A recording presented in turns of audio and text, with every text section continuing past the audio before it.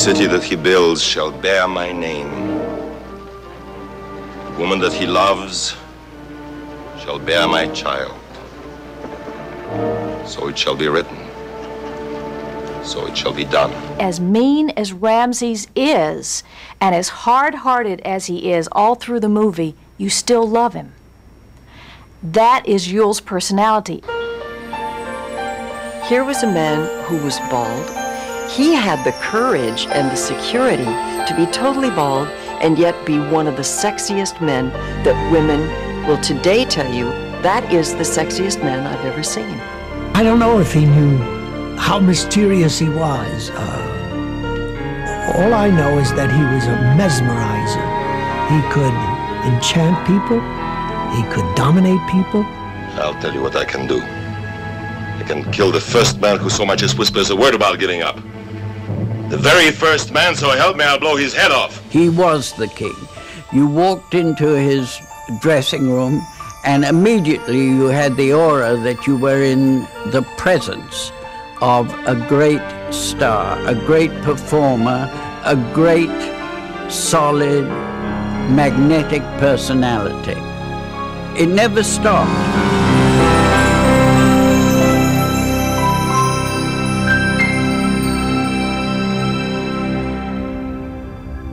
There was one story that he started as a gypsy, that he was born in Outer Mongolia, that he was born in Switzerland, that he was American, French, Swiss, and several other nationalities.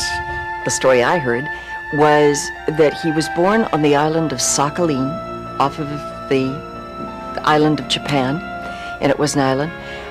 He was born of a black Mongolian gypsy mother who died giving birth to him.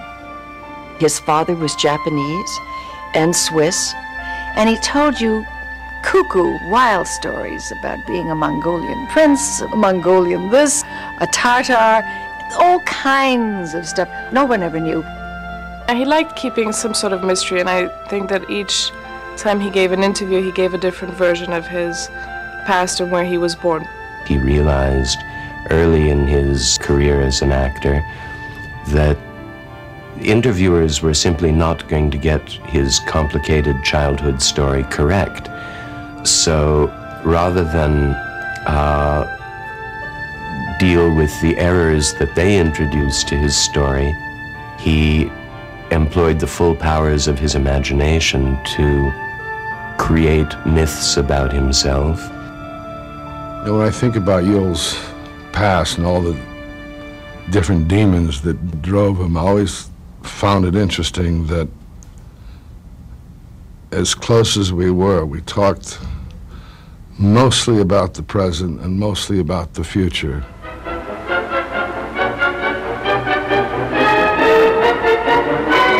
Yul grew up in a period of extraordinary turmoil and a place of immense violence. He grew up in Vladivostok and the nearby region in eastern Siberia at a time when the Russian Revolution was spreading to eastern Russia. Yul's father, Boris, left his mother, Marusia, when Yul was about 7 or 8 years old. And I think a defining moment in his life, according to Yul, was when he had looked forward for months to seeing his father Boris visit in Shanghai while the family was there. And he waited and waited and waited, and Boris never appeared. He never talked about his father much, and when he did, it wasn't with great tenderness. It was with quite a bit of rejection. When the family fled China for Paris in the 1930s, Paris was the center of the whole white Russian world. His family put him in a very strict and very famous and well-established school. He sort of left his family life and mother and sister to do their little, cozy life, and went off to make a living in different areas. And spent all the time that he could with the gypsy families who performed in a variety of Russian restaurants and clubs. And Yul had already come from the Orient with a 7-string gypsy guitar, which he already played, and the gypsies taught him many, many, many songs, which he remembered clearly and would often perform until the end of his life. And then at night he would play the guitar in these gypsy clubs.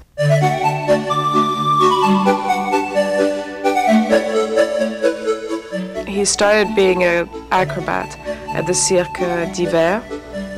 When he was 17 or 18, he fell from the trapeze. They said he would never walk again.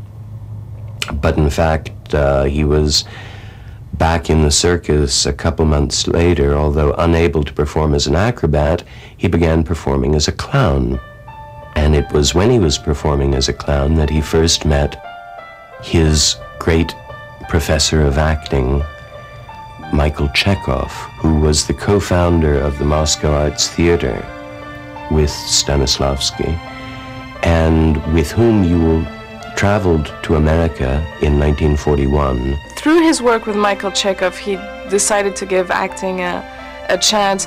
I don't know how much he really decided that he was going to be a star. Still speaking almost no English, very little English, that Yul began performing small roles in the Shakespearean productions, which played only in colleges and very small theaters.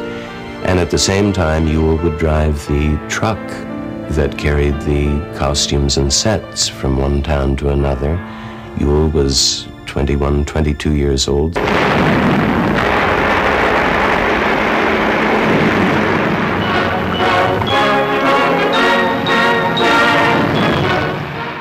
Yul was, during the war, unable to serve in any armed forces because he had tubercular scars on his lungs, but performed service for the Office of War Information and broadcasting news in French, broadcast by the Voice of Freedom overseas. And at the same time, he was performing some of the same gypsy songs that he'd done in Paris at nightclubs around New York. Yul was married to a lady named Virginia Gilmore, a very well-known actress. And she was in a play with my wife, Ann Jackson. And he had hair in those days. And at night, sometimes after the show, we'd all go out together, or go to their house, or they'd come to ours. And he would sit and sing wonderful Russian songs, gypsy songs, and play the guitar. My mother, who was already an established film star, not of immense proportions, but she had starred in Jean Renoir's first film in America, Swamp Water, and in a variety of other films, Tall, Dark and Handsome, Western Union, and she had starred in a couple plays on Broadway. She was a great beauty. She was everything that he liked in a woman. She was very feminine. She was an actress. She was involved in his environment and the environment that made him dream. He fell madly in love and knew how to do that quite well. And they soon had a son, which was something that he had hoped for and wished for.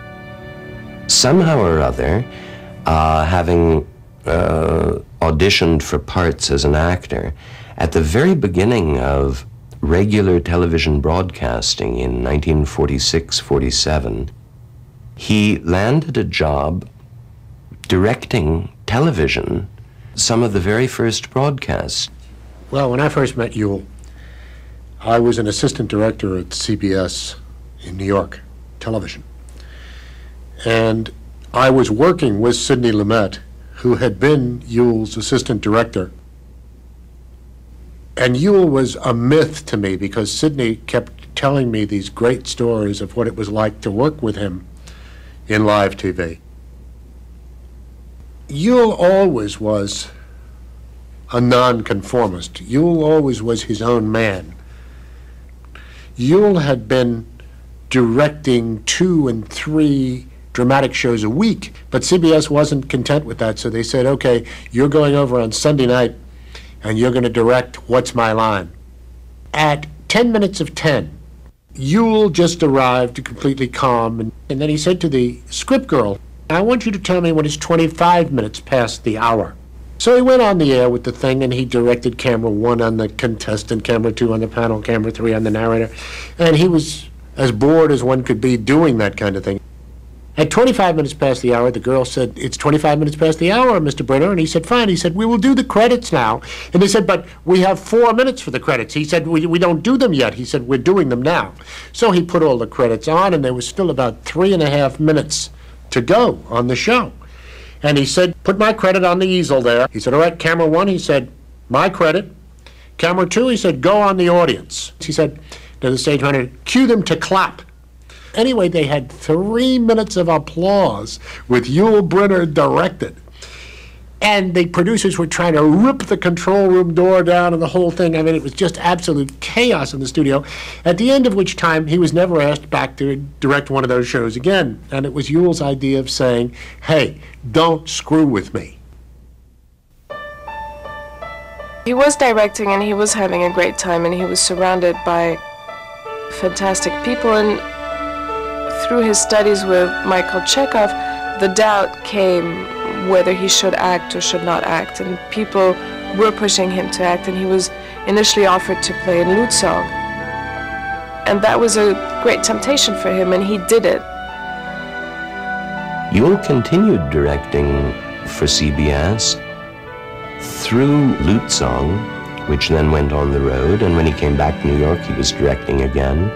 The star for The King and I, per Rodgers and Hammerstein's desire, was Gertrude Lawrence, and she was this fantastic actress and this great woman, and they were looking for somebody to play opposite Gertrude Lawrence. And apparently my father came in for the audition with a guitar in his hand, walked onto the stage, sat down, and started playing the guitar and singing these gypsy songs in front of Rodgers and Hammerstein and a group of other people who just could not believe what they were seeing. Gertie Lawrence, who was, of course, the absolute star of that show when it opened. She was alone above the title. The King has only one complete song, really, participates in 2, but the score is virtually Mrs. Anna alone. But today, nobody remembers anything except Yul Brynner, the King of Siam. It was his friend Irene Sharaft who designed the costumes for The King and I, who said to him, shave your head, and the rest is history. Yul actually went on directing CBS shows for the first year or so that he was also performing 8 shows a week, starring on Broadway. The King and I was such a great boom. It was such an unexpected, huge success that it really propelled him to the forefront of the acting career. And I think it was more than anybody could possibly resist. You have been most ungrateful, Tony. What do you mean? He had done one film, better forgotten, called Port of New York in the 1940s. I'm not lying, Paul, I swear it. You're a bad risk, Tony. A very bad risk.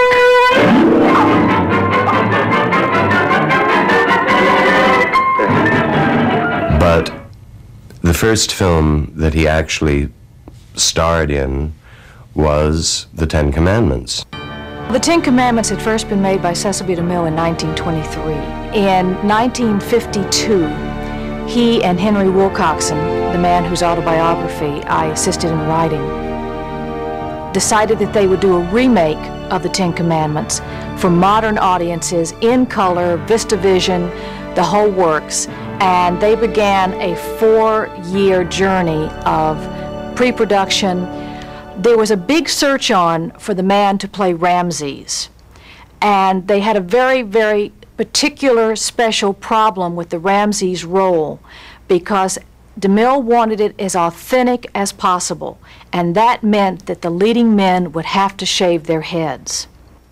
The biggest people in contention were William Holden, Michael Wilding, and Michael Rennie. Everybody was sort of biting their lips about what would they look like if they shaved their head, and would the public accept them with shaved heads, in addition to the fact that it was so vital that the men wear eye makeup. All Egyptian men at that time had to wear eye makeup because it was a form of insect repellent, and blindness was a big problem in Egypt.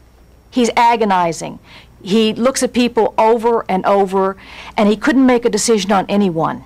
And he saw Yul Brynner in The King and I. And this man who had taken years to try to make up his mind between two actors, and this man who never made a snap judgment, was backstage after the first act telling Yul he was the only person to play Ramses. DeMille had said to Yul, "Would you like to be in a film that your children and grandchildren will watch with pride 50 years from now?" And indeed, that came true. It will not be the first time that fame has turned a prince against his pharaoh, or that envy has turned a brother against his brother. Envy is for the weak. I don't think there's any other person at that time, and I can't think of anybody now, that could have said those lines, worn those costumes, walked in those platform gold sandals, and had the authority and the bearing, had the streak of meanness that Ramses had, and yet as mean as Ramses is, and as hard-hearted as he is all through the movie, you still love him. That is Yul's personality. It comes through. You love this man no matter what he says and no matter what he does. You were saved from the Nile to be a curse upon me. Your shadow fell between me and my father, between me and my fame, between me and my queen. Not many people loved DeMille. People respected him, people feared him, and something very special happened between them. Yul loved his way of dressing, his way of behaving. DeMille was always impeccable, and I think he drew a lot from DeMille's personality.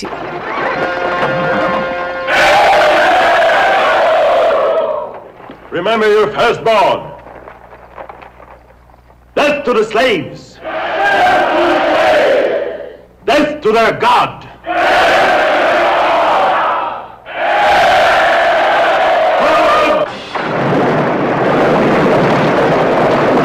Yul Brynner was, one of the original mavericks in the entertainment business. He took no disrespect from anyone, no matter how powerful the head of the studio or how large the other star. And he had very, very little patience with studio heads, the suits, the executives who had no creative power or real creative interest. And he regarded them as parasites, and he fought them tooth and nail really throughout his film career. And frankly, I don't remember Walter Lang ever, our director, giving him a direction other than stand here because this is where your light is. I don't think you could tell Yul anything about that role that he hadn't thought of and chewed and digested and spit out. What was so very special about The King, as Yul created the role, was that he was an animal imbued with the soul of an angel. Yul was the king. In real life, on film, there was no real difference. I don't think actors ever felt cowed by him once they began to do scenes with him. Deborah Carr was divine with him. She was Anna in her way, Anna Leonowens. She was, hello dear, always very English and on the mark there. My father was getting ready to film Anastasia, and he had per contract approval on the cast for the movie. And his first choice was Ingrid Bergman. Ingrid, per personal choices as to leave her husband for another man and have a child with that other man, was really blacklisted in Hollywood. Yul fought very strongly to have her because he felt she was the right one to incarnate Anastasia. He did The Ten Commandments, The King and I, and Anastasia, all in a period of about 18 months. And all three films opened in 1956, giving him a meteoric rise to stardom. And he is one of the very few performers ever to have had 2 nominations as Best Actor for 2 separate films, The King and I and Anastasia, and took great delight in the fact that his co-star in Anastasia, Ingrid Bergman, won her 2nd Academy Award for that performance. It's the biggest night of the year in Hollywood as Oscar steps into the spotlight. But he, of course, won the Academy Award as Best Actor for The King and I. I hope they didn't make a mistake in giving this to me, because I'm not going to give it back for anything in the world.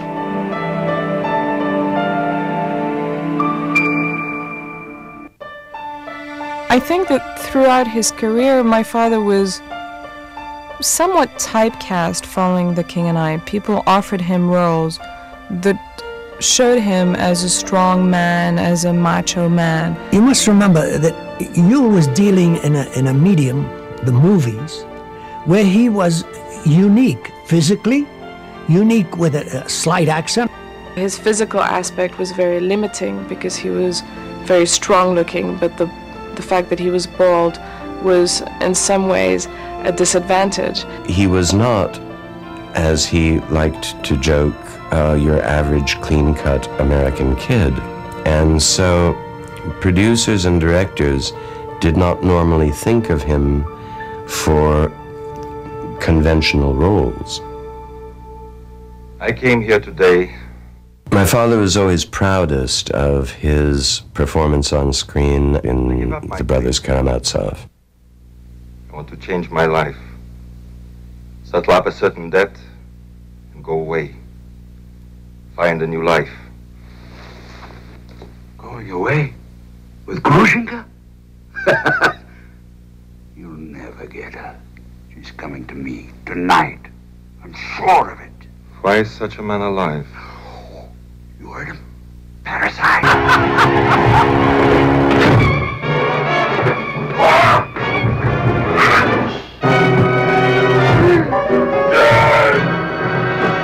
Stop it, madman. You've killed him. No. But next time I will. The most distinguishing characteristic of the man, a willpower that wasn't stopped by pain, by inconvenience, by adversity in the world. I got an extraordinary example of that when I was about 6 years old, when we had indeed gone to Darien to go water skiing for the one afternoon he had off, because he was doing 8 shows a week on Broadway. And his wardrobe man, Don Lawson, threw him the tow rope, and it hit my dad's head and put a big gash in his head. And that was going to ruin our day's water skiing. Instead, he opened the fishing tackle kit that he had, and he found one fish hook and a little fishing line, and he found some gaffer's tape. So in just a moment or two, he, with the fish hook, put one stitch in the gash in his head, slapped a piece of gaffer's tape over it, jumped in the water, and went right on water skiing. Nobody ever bothered, as far as I can discern, to write roles for Yul. Now, in the old days, that used to happen. They'd say, let's do a vehicle for Clark Gable, or let's do a vehicle for Veronica Lake or Lana Turner, whomever. At the time that Yul came into movies, that no longer existed. No one was writing special screenplays for special people. And because of that, Yul's career was very, very limited. Well, casting Yul Brynner in films, you know, always took a certain amount of creativity and trust on the part of the filmmakers involved, because Yul, with his incredibly strong physical appearance and his intellect that just shone in his eyes and his shaved, bald plate, brought Yul Brynner and the king to every part. The truth is that I don't think people would have accepted him in anything other than kingly roles. And in a funny way, he was hoisted by his own petard, too, because I don't know that he could play a scene where he had to be vulnerable, truly vulnerable. Yul didn't try to play away from type. He tried to play his strength. And if you look at his string of movies, the only ones that ever were not watchable were the ones where he put some silly hairpiece on, which he only did twice to my knowledge. There was a movie called Solomon and Sheba, which was an enormously expensive production being filmed in Madrid, and Tyrone Power, who originally had played Solomon, died, and Yul took over the role.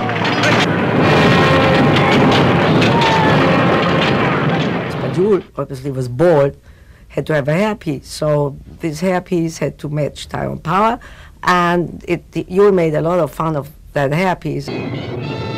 It was a very expensive production, and I can remember that a lot of Hollywood bigwigs from the studios came and supervised everything. I had just met Yul just before, and when Tyrone Power died and Yul was called in to replace him, he wasn't in very good shape because his marriage had collapsed and he was having a few drinks. My father met my mother, Doris, at a party in Versailles.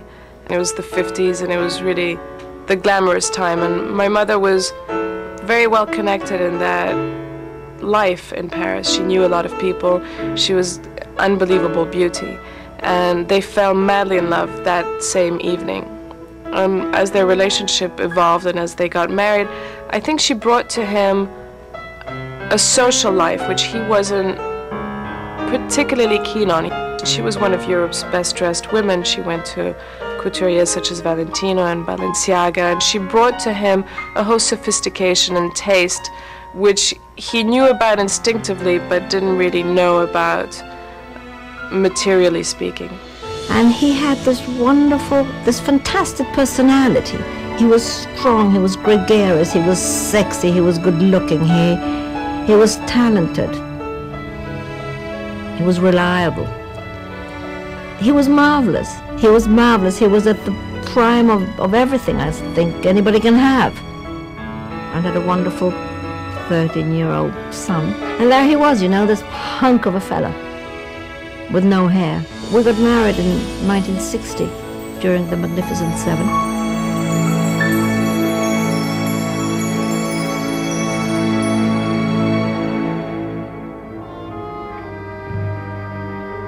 It was Yul who went to Kurosawa and bought the rights to the Seven Samurai and brought them to America and sold them to United Artists, and it became the Magnificent Seven. New in town? Yeah. Where you from? Dodge. You? Tombstone. See any action up there? Tombstone? Same. People all settled down like. Second story window. Curtain moved. I'm not in a good position. Let him stick his neck out.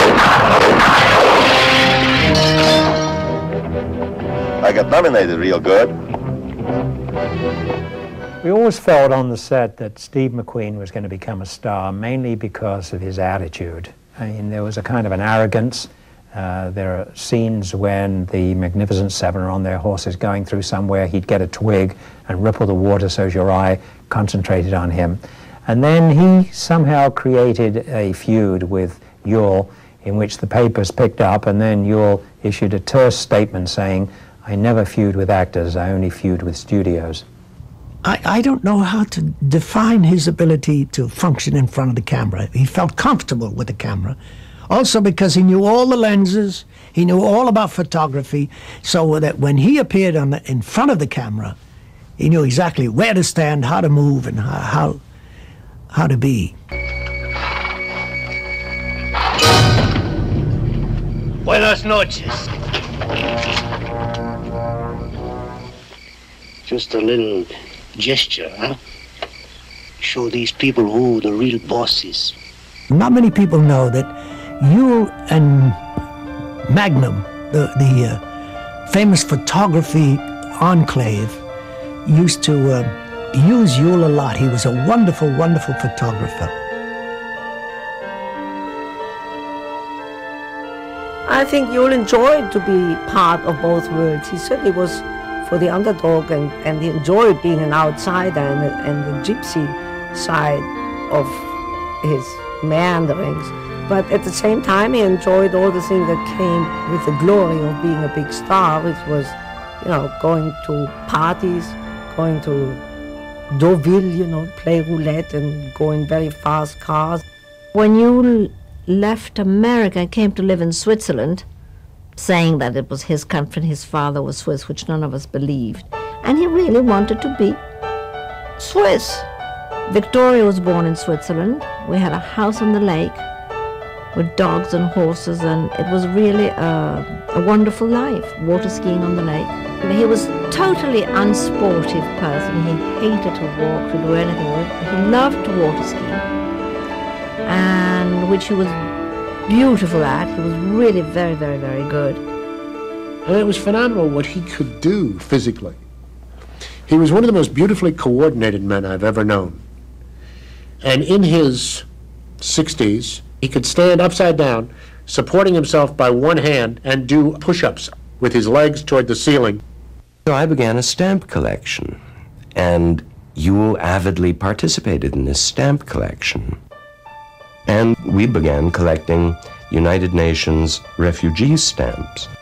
And one thing led to another, and the next thing we knew, he was a special consultant to the United Nations for the refugee problem, for the High Commissioner of Refugees, and was making 2 television documentaries on the worldwide refugee problem from Hong Kong to the Middle East with Edward R. Murrow, and at the same time doing an extraordinary book of photographs about the problems of refugee children, which he did with the incomparable Magnum photographer Inge Morath.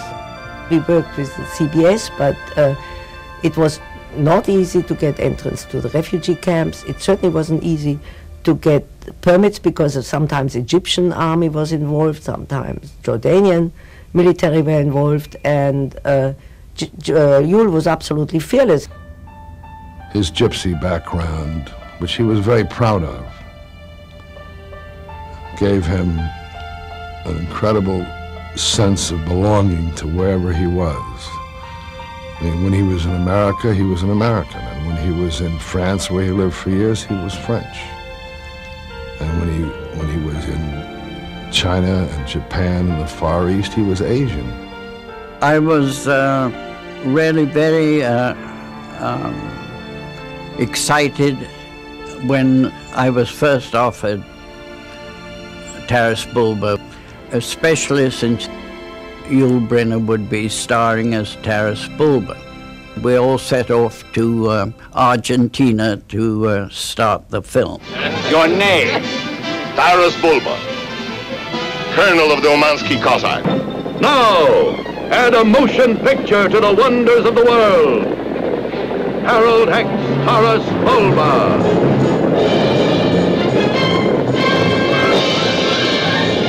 The story is a big melodrama between father and son during the Cossack period in Russia.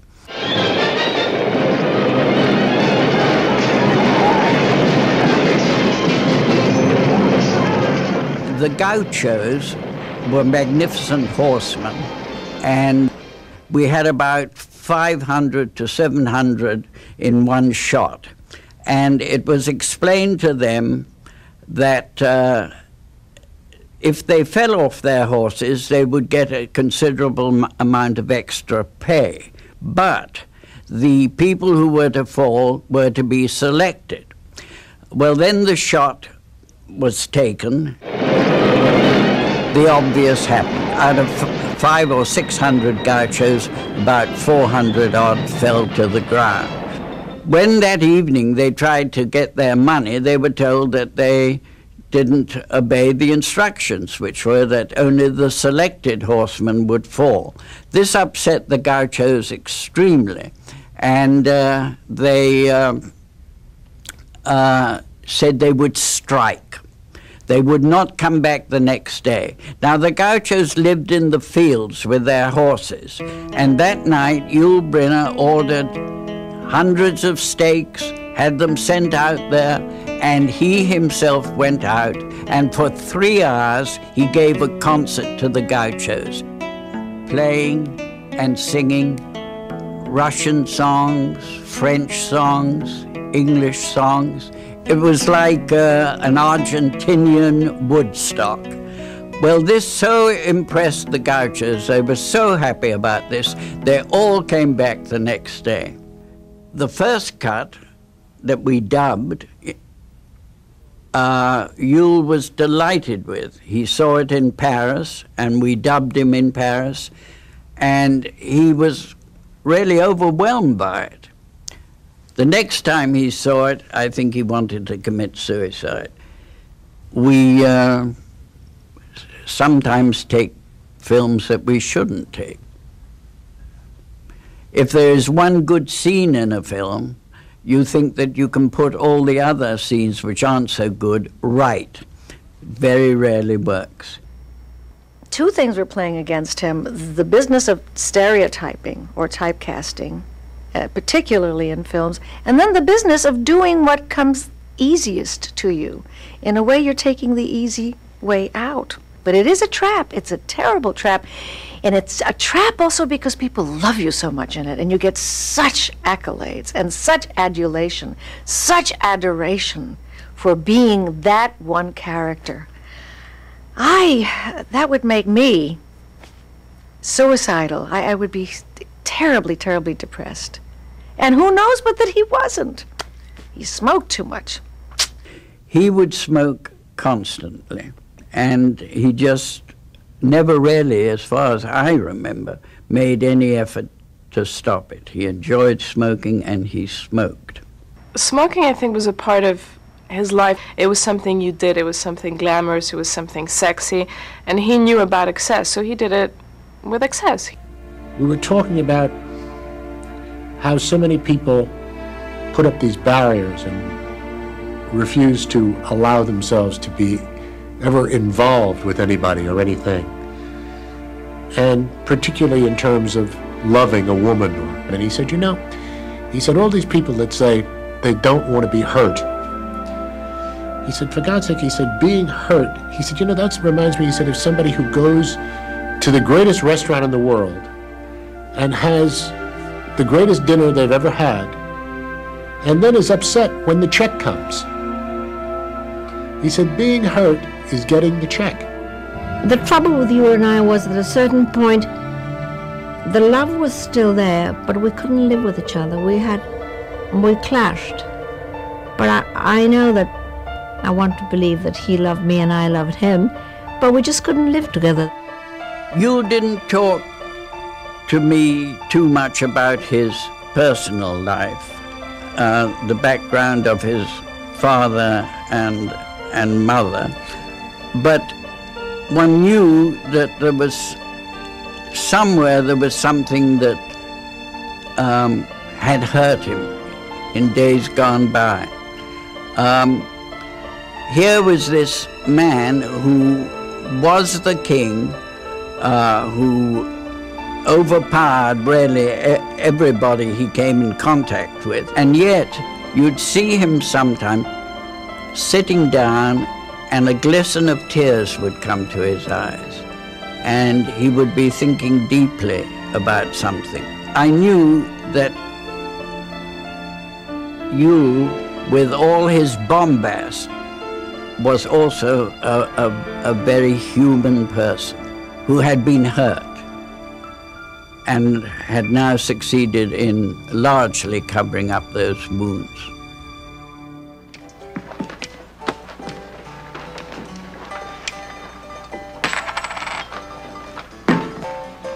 Stop it with your drink. You talk too much.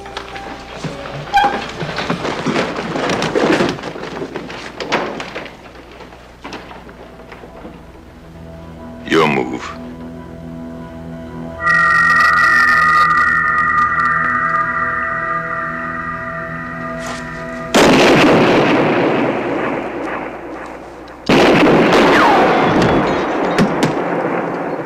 But what I find really quite amazing is his capacity of doing his role in Westworld really at the same level as he did his role in The Magnificent Seven. He didn't allow his self-image to go down. Even if all the signs, the exterior signs were pointing downwards and this was not a good phase in his career, he would not allow that to happen.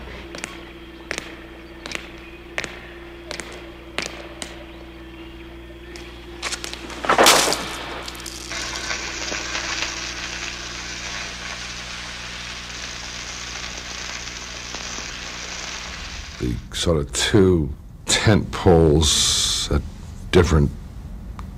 dramatically different points in his career, you know, with The Magnificent Seven and Westworld. Both characters very similar. Both loners, both strong, tough men. One real, one a robot. But the heart in both of them came through in both movies. Even though in this one he's a robot. When they offered him to the role of the King and I and to bring it back to Broadway, I think it was a godsend. He had been waiting for a part, he really wanted to do something, and suddenly there was this material that was completely his, that he had done for years. In the very first rehearsal, so thrilled and excited to play the King again, he let his voice out full blast and damaged his vocal cords. And on the opening night that we had in Indianapolis, I barely knew him, but I was his Mrs. Anna, and he had profound laryngitis. I have never, ever in my life heard anyone with laryngitis where he couldn't even whisper. And so I proposed, having grown up backstage at The King and I and heard over 500 performances personally, that he would do the performance on stage and I would provide his voice from a seat beside the conductor in the orchestra pit with a microphone. And his son Rock went into the pit and read the lines for him, and he came on stage and gestured. And I told him, I said, all you have to do is go out in front of that audience, Mr. Brynner. They want to see you, and you are the king, and you will be the king for them. I went backstage to see him during the intermission, and we embraced, and Yul, still with no voice, whispered to me, "You must play the king older now, Rock. I'm older. You're playing him like the 30-year-old you are now, and I was then. But now it's an older king." He always would say about playing the king when I played it with him in the 70s that he had finally grown into the role, that he was too young when he played it in 1951, and he had to make up for the role. He suddenly didn't have to make up for it anymore. The second time, when we opened on Broadway, it was a resounding success. The critical response was overwhelming. We had standing room only audiences for 2 years at the Eurus Theater. Yul then went on to go to London when our show closed, and he was a great success in London at the Palladium. He then came back and he just couldn't give it up. It was the great joy of his life, and he did it until practically the day that he died. And people didn't know when we danced on stage that he actually danced Shall We Dance, did the polka with a limp. And so we both compensated for that limp that he had. He limped very badly off stage, but when he appeared on stage as the King of Siam, the king didn't limp, so he didn't limp. It's very difficult to say where the king ended and where Yul Brynner began, because he truly lived that role. And he loved the role of the king. In fact, this long list of supposedly producers' laments that were his demands that he had to have, that was published, I think, in Variety. One of his demands was that he be always supplied this year's automobile, a limousine, and it had to be the finest car in its line. And I asked him, I said, why did you require that of a producer? And he said, my darling, can you imagine the car that a producer might give me if I didn't make this specific demand? And he said, do you know how disappointed my audience would be, my fans standing in the street as I drive out, if I drove out in an old Ford Heap instead of a lovely big limousine which befitted the King of Siam? It was all a joke to him. I mean, it was all part of a role that he liked to play. He loved the fact that he was a star.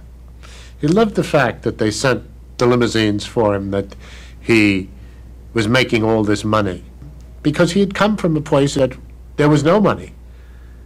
You'll like to live well. But I honestly think that if it all went, he could have lived with that too. Well, Yul Brynner just owned that role, I think, more than any actor that I've known in modern times has ever owned a role. I mean, he worked on his curtain call for The King and I, which is one of the great famous curtain calls of all time. He worked hours and weeks perfecting just exactly what he was supposed to do with that. It's the way he explained it to me. He said, it's a very difficult curtain call. He said, after all, he said, the man is dead. He said, I have to bring him back to life for the audience to do the curtain call. And of course it was the probably most flagrant, just absolute, it was unbelievable, this curtain call. All the children would come out, they would bow. All the other people in the court would come out. The Lady Anna would come out and bow. Then they would all turn up stage and wait, and wait, and wait. And then the king would come out, and he would bow, and he would bow. And he'd take the children and bow. All the time building, building, building, until that moment when he suddenly threw his arms up, and the audience almost jumped out of their seat. It was very interesting to see him deal with The King and I almost as a corset. It was something that held him together. It helped him face whatever pains he had in his personal life and whatever pains he had physically. He definitely had the back problems, and those were excruciating and very difficult to deal with. He really considered himself this gypsy, and that he came from this mysterious, romantic, dark world of the wandering, nomadic gypsy. And somehow he believed it so strongly that you wanted to believe it too.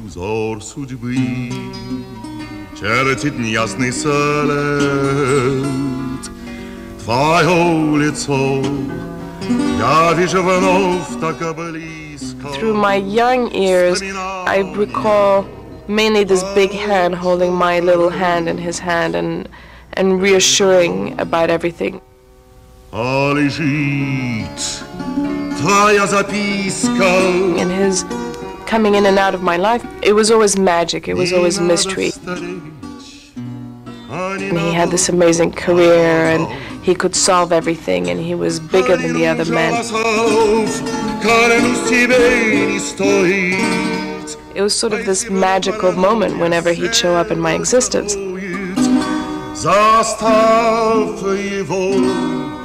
When in the 70s he married Jacqueline Thion-Lachaume, who was a wonderful French woman. They desperately wanted children and couldn't have any.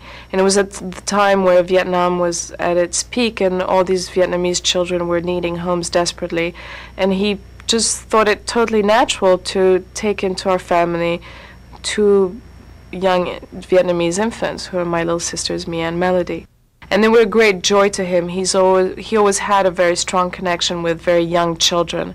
And we found ourselves in separations with different wives, and we were always there. And somewhat our point of rally was obviously him and our love to him. My little sisters had to face one divorce. I had to face 2 divorces, the one of my mother, and having barely gotten used to his third wife, Jacqueline, another divorce. My brother saw 3 divorces.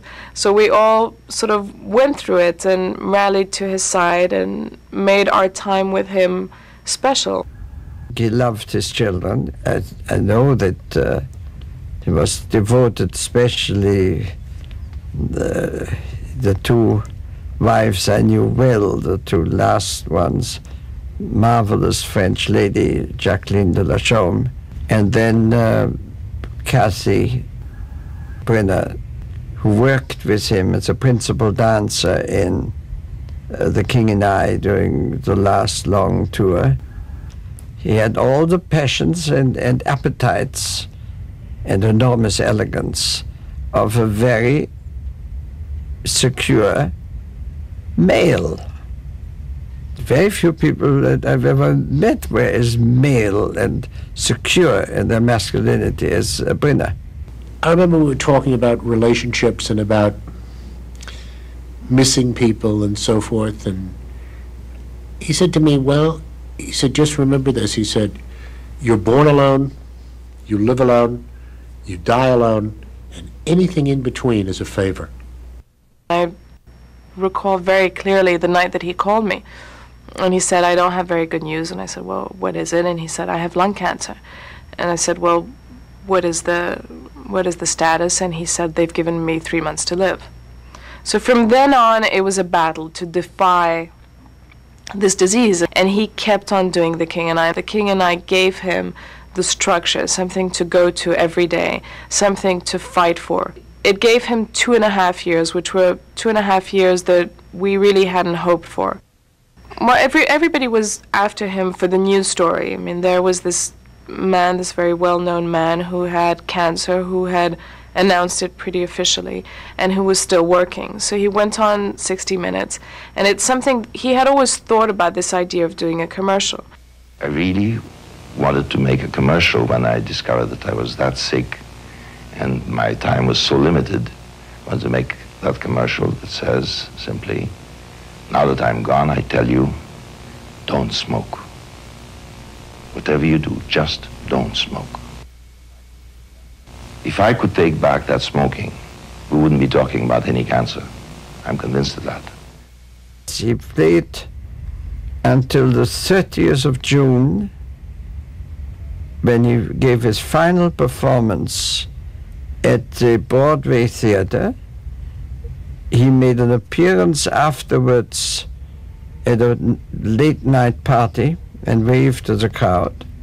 He then went to visit a dying friend in Los Angeles. All of this was agony, and it took great bravery, and was dead less than 2.5 or 3 months later.